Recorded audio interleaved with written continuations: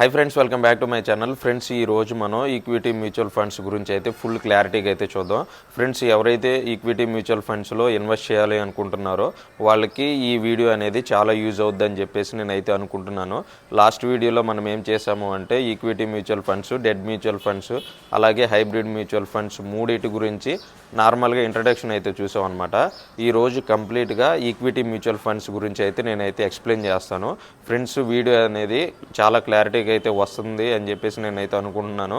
వీడియోని అయితే మీరు ఎక్కడ స్కిప్ చేయకుండా కూడా కంప్లీట్గా అయితే చూడండి.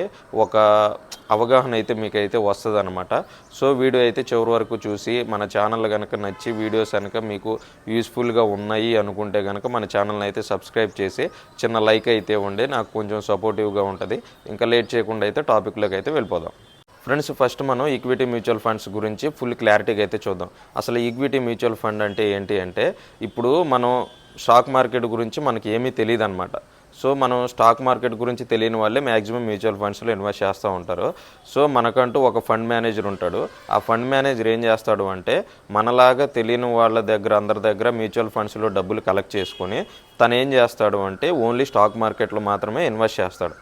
సో ఓన్లీ స్టాక్ మార్కెట్లో ఇన్వెస్ట్ చేసే మనీనే ఈక్విటీ మ్యూచువల్ ఫండ్స్ అని చెప్పేసి అంటారనమాట. మీరు ఈక్విటీ మ్యూచువల్ ఫండ్స్ అంటే పెద్దగా ఆలోచించమాకండి. ఓన్లీ మన డబ్బులు అనేవి స్టాక్ మార్కెట్లో పెట్టడాన్ని ఈక్విటీ మ్యూచువల్ ఫండ్స్ అని చెప్పేసి అంటారు. సో క్లారిటీ అయితే వచ్చింది కదా. సో అసలు ఈ ఈక్విటీ మ్యూచువల్ ఫండ్స్లో ఎన్ని రకాల కేటగిరీస్ అయితే ఉన్నాయో చూద్దాం అనమాట. మనకి ఈక్విటీ మ్యూచువల్ ఫండ్స్లో చాలా రకాల కేటగిరీస్ అయితే ఉన్నాయి. మనం గ్రో యాప్లో లాస్ట్ టైం మాట్లాడుకున్నట్టు large cap, mid cap, small cap, అలాగే ట్యాక్స్ సేవింగ్ ఫండ్స్, ఇలా చాలా అంటే నేను గ్రో యాప్ ఇన్స్టాల్ చేసినప్పుడు అయితే మీకైతే చూపించాను. సో ఇవన్నీ కూడా మనకి స్క్రీన్ పైన మీకు కొన్ని ఈక్విటీ మ్యూచువల్ ఫండ్స్ కేటగిరీస్ అయితే చూపిస్తాను, చూడండి.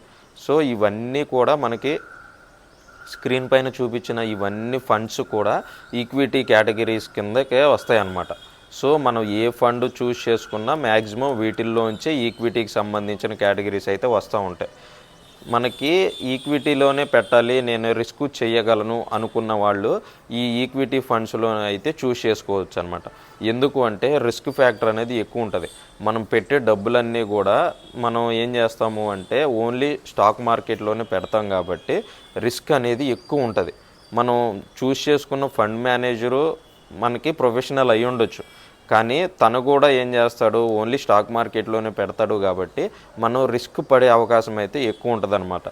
ఎవరైతే నేను రిస్క్ పడగలను, నాకు తక్కువ టైంలో అంటే 3 to 5 years టైంలో నేను విత్డ్రా చేసుకోగలను అనుకున్న వాళ్ళు ఎవరన్నా ఉన్నారు అంటే, నేను స్టాక్ మార్కెట్లో పెట్టినా కూడా నేను అసలు ఏమీ ఆలోచించను, వీటి గురించి డబ్బుల గురించి ఆలోచించను అనుకున్న వాళ్ళు మాత్రమే ఫ్యాక్టర్ ఎక్కువ ఉన్నా కూడా వీళ్ళైతే రిస్క్ తీసుకోగలరు. సో అలాంటప్పుడు ఏమవుద్ది అంటే మనకి స్టాక్ మార్కెట్ వన్స్ ఒకవేళ లెగిసింది అనుకోండి, అప్పుడు లెగిసినప్పుడు ఏమవుద్ది అంటే ఎక్కువ ప్రాఫిట్లో రావడానికి అయితే మనకి ఛాన్సెస్ అయితే ఉంటుంది. ఎవరైతే రిస్క్ చేయలేను అనుకున్న వాళ్ళు ఈక్విటీ మ్యూచువల్ ఫండ్స్ అయితే చూస్ చేసుకోమాకండి. నేను చూపించినట్టు ఇప్పుడు ఈక్విటీ ఫండ్స్లో మ్యాక్సిమం మనకి ఈ small cap, mid cap, tax saving అని ఇలా కొన్ని రకాల కేటగిరీస్ అయితే ఉంటాయి. మీరు చూస్ చేసుకోవాలి అంటే వీటిల్లోంచి మాత్రమే చూస్ చేసుకోవాలి. ఫ్రెండ్స్, నేను స్క్రీన్ పైన ఒక ఇమేజ్ అయితే చూపిస్తున్నాను. ఆ ఇమేజ్ ఏంటి అంటే, మనం large cap, mid cap, multi cap, equity funds కేటగిరీని చూస్ చేసుకున్నాం అనుకోండి. ఈ చూస్ చేసుకున్న దాంట్లో ఎంతెంత పర్సంటేజ్ స్టాక్ మార్కెట్లో పెడతారు అని చెప్పేసి మనకి ఈ స్క్రీన్ పైన అయితే మీకైతే చూపిస్తున్నాను, చూడండి. సో మీరు ఇది చదువుకోవటానికి చాలా లేట్ అయితే పడుతుంది అనమాట. మీరు ఏం చేస్తారంటే వీడియోని అలా స్టాప్ చేసేసి ఒక స్క్రీన్ షాట్ తీసి పెట్టుకొని తర్వాతలో అయితే మీరైతే చూడండి, మీకైతే ఫుల్ క్లారిటీగా అయితే అర్థమవుద్ది అనమాట. సో ఈ mutual funds, equity mutual funds వల్ల మనకి అడ్వాంటేజెస్ ఏమున్నాయో ఇప్పుడైతే చూద్దాం అనమాట. సో ఫ్రెండ్స్, మనకి మ్యాక్సిమం మన డబ్బులన్నీ కూడా ఒక ఫండ్ మేనేజర్ అనేవాడు మేనేజ్ చేస్తాడు, ఒక ఎక్స్పీరియన్స్ క్యాండిడేట్ కాబట్టి మన డబ్బులు అనేవి కొంచెం సేఫ్ అయ్యి ఛాన్సెస్ అయితే ఎక్కువగా ఉన్నాయన్నమాట. ఎందుకంటే మన డబ్బులు ఎక్కడ పెట్టినా కూడా వాడు ఆలోచించి ఫండ్ మేనేజర్ అనేవాడు పెడతాడు కాబట్టి కొంచెం సేఫ్ జోన్లో ఉంటాం అనమాట. సో ఇది ఒక అడ్వాంటేజ్. నెక్స్ట్ అడ్వాంటేజ్ ఏంటి అంటే, ఇప్పుడు మనం ఈక్విటీ మ్యూచువల్ ఫండ్స్లో డబ్బులు పెట్టుబడి పెట్టాలి అనుకుంటే మనం సిప్పు రూపంలో కానీ లంసమ్ రూపంలో కానీ రెండిటి రూపంలో కానీ పెట్టొచ్చు అనమాట. ఇది కూడా మనకి ఒక అడ్వాంటేజ్ కింద లెక్కగా వస్తుంది అనమాట. సో మ్యాక్సిమం మనకి అడ్వాంటేజెస్ తక్కువగా ఉంటాయి మనకి ఈక్విటీ మ్యూచువల్ ఫండ్స్లో, డిసడ్వాంటేజెస్ ఎక్కువ ఉంటాయి. డిసడ్వాంటేజెస్ అన్నా కూడా మనకి మన మనీ పైన కూడా మనకి ఏంటంటే కొంచెం రిస్క్ ఫ్యాక్టర్ అనేది ఎక్కువ ఉంటుంది. ఎప్పుడు ఉంటాయో ఎప్పుడు పోతాయో తెలియదు అన్న రిస్క్ ఫ్యాక్టర్ అయితే ఎక్కువ ఉంటుంది అనమాట. సో కొంచెం కంగారు భయపడుతూ ఉండాలన్నమాట. ఫ్రెండ్స్, ఈక్విటీ మ్యూచువల్ ఫండ్స్లో ట్యాక్సెస్ అనేవి ఎలా ఉంటాయో ఇప్పుడైతే చూద్దాం. మనకి మ్యూచువల్ ఫండ్స్లో అన్ని రకాల కేటగిరీస్లో ట్యాక్సెస్ అయితే కొన్ని ఉంటాయి అన్నమాట. ఇప్పుడు మీరు ఈక్విటీ మ్యూచువల్ ఫండ్స్ చూస్ చేసుకున్నారు, దీని ట్యాక్స్ ఎలా ఉంది అని చెప్పేసి నేనైతే ఇప్పుడు మీకు చూపిస్తాను చూడండి. ఇప్పుడు ఎగ్జాంపుల్గా మీరు ఒక మ్యూచువల్ ఫండ్ని చూస్ చేసుకున్నారు.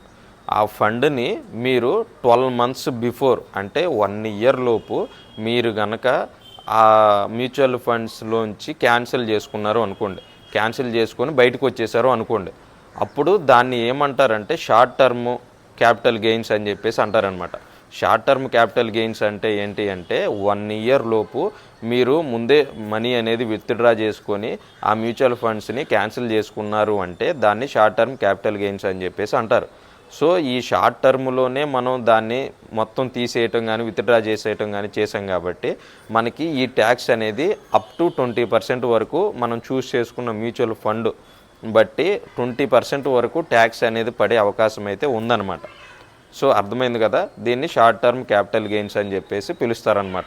మనం 12 months బిఫోర్ కనుక మనం విత్డ్రా కానీ క్యాన్సిల్ కానీ చేస్తే మనం 12 months అంటే 1 year ఎబో కనుక మనం మ్యూచువల్ ఫండ్స్లో ఇన్వెస్ట్ చేస్తూ అలాగే 2-3 years అయిన తర్వాత వరకు చేసిన తర్వాత మనం విత్డ్రా చేసాము అనుకోండి, అంటే 1 year ఎబో మీరు చేసి మ్యూచువల్ ఫండ్స్లో ఇన్వెస్ట్ చేసి విత్డ్రా చేశారు అనుకోండి, సో దాన్ని లాంగ్ టర్మ్ క్యాపిటల్ గెయిన్స్ అని చెప్పేసి అంటారనమాట. సో 1 year దాటిన తర్వాత లాంగ్ టర్మ్, 1 year బిఫోర్ ఉన్నదాన్ని షార్ట్ టర్మ్ అని చెప్పేసి అంటారు. సో ఈ లాంగ్ టర్మ్ క్యాపిటల్ గెయిన్స్లో ఏంటి అంటే మనకి 12% వరకు రిటర్న్ అయితే ఉంటుంది అని చెప్పేసి వీళ్ళైతే చెప్తున్నారనమాట. మనకి 1 year ఎబో ఉంటే 12%, 1 year బిఫోర్ ఉంటే 20% వరకు పడుద్ది అని చెప్పేసి మనకి ట్యాక్సెస్ అని చూపిస్తున్నారు. సో మీరు ఎప్పుడైనా కూడా మ్యూచువల్ ఫండ్స్లో ఇన్వెస్ట్ చేయాలి అనుకుంటే కనుక షార్ట్ టర్మ్లో అయితే పెట్టుకోమాకండి, లాంగ్ టర్మ్లో పెట్టుకోవడానికి అయితే ట్రై చేయండి. సో ఫ్రెండ్స్, మీకు ఈక్విటీ మ్యూచువల్ ఫండ్స్ గురించి ఒక క్లారిటీ అయితే వచ్చిందని చెప్పేసి నేనైతే అనుకుంటున్నాను. ఎవరైతే ఫస్ట్ టైం మన వీడియో చూస్తున్నారో వాళ్ళందరూ మన ఛానల్లో స్టాక్ మార్కెట్ గురించి చాలా వీడియోస్ అయితే ఉన్నాయన్నమాట. ఆ వీడియోస్ అన్నీ ఫస్ట్ చూసి మనకి ఒక సిరీస్ వైజ్లో మనం వస్తున్నాము. సో ఆ వీడియోస్ అన్నీ చూసిన తర్వాత మీరు అన్నీ ఒక నాలెడ్జ్ అయితే గెయిన్ చేసుకోవడానికి అయితే ట్రై చేయండి. సో ఈ వీడియో కనుక మీకు నచ్చితే మన ఛానల్ని అయితే సబ్స్క్రైబ్ చేయండి. ఇలా కంటెంట్ ఉన్న వీడియోస్ ఇంకా చాలా వస్తాయన్నమాట మన ఛానల్లో. ఎవరికైతే డౌట్స్ ఉన్నాయో కమెంట్ సెక్షన్లో అడగండి, నేనైతే క్లారిటీ చేస్తాను. కమెంట్ చేసిన వాళ్ళకి రిప్లై ఇవ్వలేకపోతే నేను కొంచెం లేట్గా రిప్లై అయితే ఇస్తాను, కన్ఫామ్గా రిప్లై మాత్రం ఇస్తాను. సో ఎవరైతే డౌట్స్ ఉన్నాయో వాళ్ళందరూ కమెంట్ సెక్షన్లో అడగండి. ఇంకా నెక్స్ట్ వీడియోలో అయితే నేను మంచి కంటెంట్తో మీ ముందుకు వస్తాను.